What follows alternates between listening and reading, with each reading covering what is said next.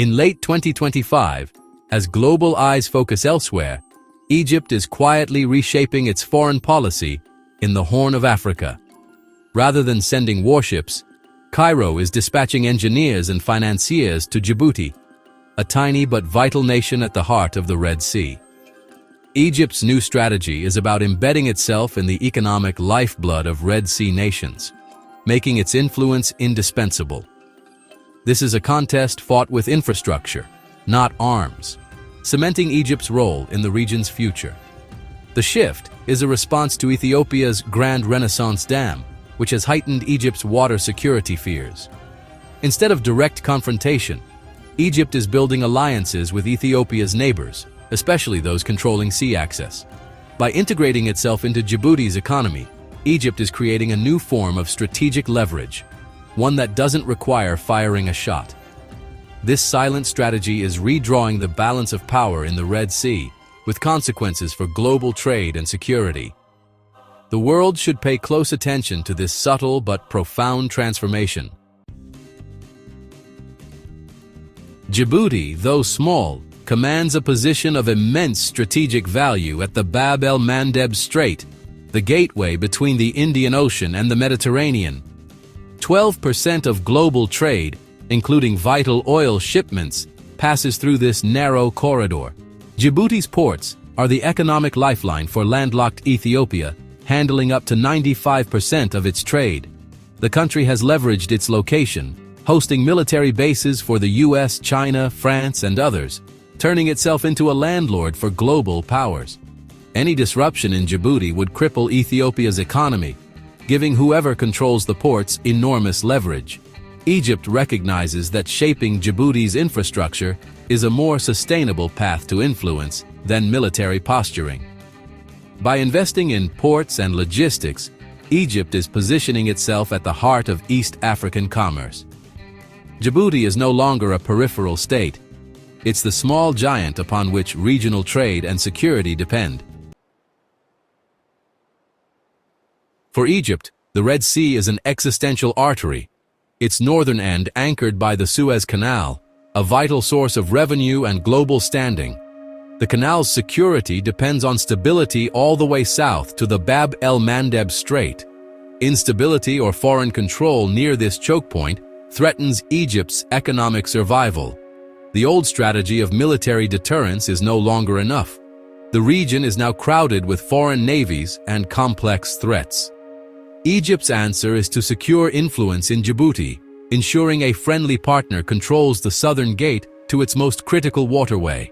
This is forward defense by investment, not by force.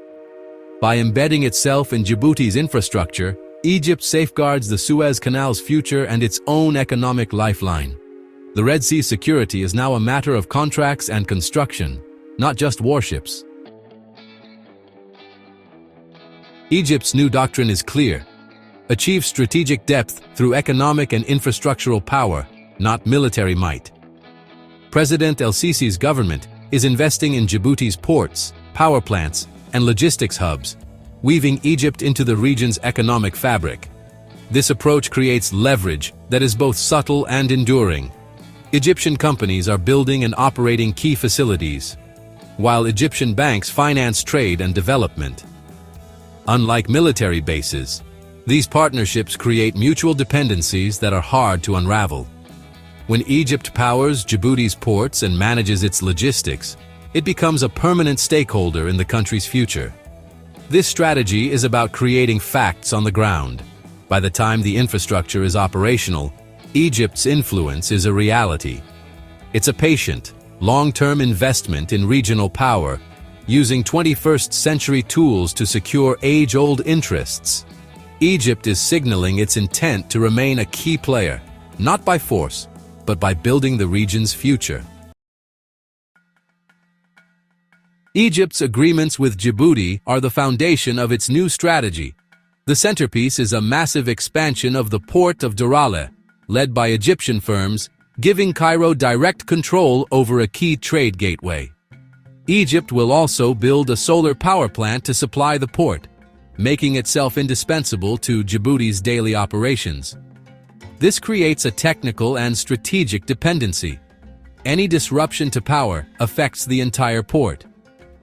Egypt is also establishing a logistics zone and opening bank branches, integrating itself into Djibouti's trade and financial systems.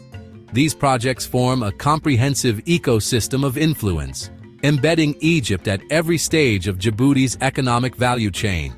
From docking ships to financing trade, Egypt is becoming an essential partner. This is how modern influence is built, not by flags, but by foundations and financial networks. Egypt's presence in Djibouti is designed to last. Egypt's deep engagement in Djibouti is a calculated move aimed at Ethiopia, its regional rival over Nile waters. With Ethiopia's dam now a reality, Egypt is seeking indirect leverage by controlling the infrastructure that underpins Ethiopia's trade. By managing Djibouti's ports and logistics, Egypt gains the ability to subtly influence Ethiopia's access to global markets. This isn't about blockades, but about having a powerful bargaining chip in future negotiations. Egypt is also strengthening ties with Eritrea and Somalia, building a network of alliances around Ethiopia. This strategy creates a regional environment where Ethiopia must consider Egypt's interests at every turn. The brilliance lies in its non-confrontational nature, offering investment and partnership, not threats. Egypt is rebalancing the regional dynamic, ensuring it has a hand on the tap of Ethiopia's economy. It's a patient, strategic game of influence, not aggression. For Djibouti, Egypt's investment is a strategic win, aligning with its ambition to become the Singapore of Africa.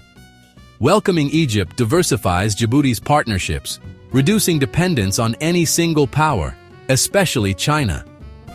Egypt brings relevant expertise in port management and logistics, offering more than just capital. The relationship is framed as South-South cooperation, strengthening Djibouti's ties within Africa and the Arab world.